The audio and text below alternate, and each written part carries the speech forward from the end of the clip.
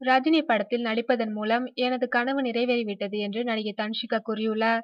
லிங்கா படத்தை அடுத்து ரஜினிகாந்த் கலைப்புலி எஸ்தானு தயாரிக்க ரஞ்சித் இயக்கும் புதிய படத்தில் நடிக்கின்றார். இந்த படத்திற்கு கபாலி என்று பெயர் சூட்டப்பட்டுள்ளது.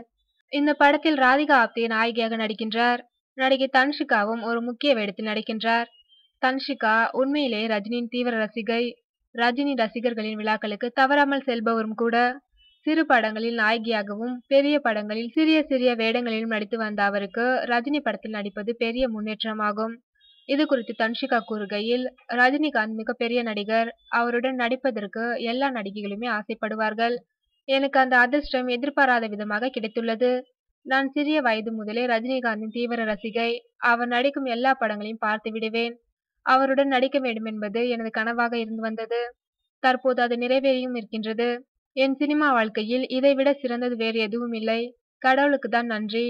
கபாலி படத்தில் நீங்கள் நடிக்க வேண்டும் என்று சில நாட்களுக்கு முன்பே என்னிடம் கேட்டார்கள். ரஜினிகாந்தின் மகளாக நடிக்கின்றன என்று எனக்கு தெரியாது. என்ன வேடம் என்று என்னிடம் சொல்லவில்லை என்கிறார் தன்ஷிகா.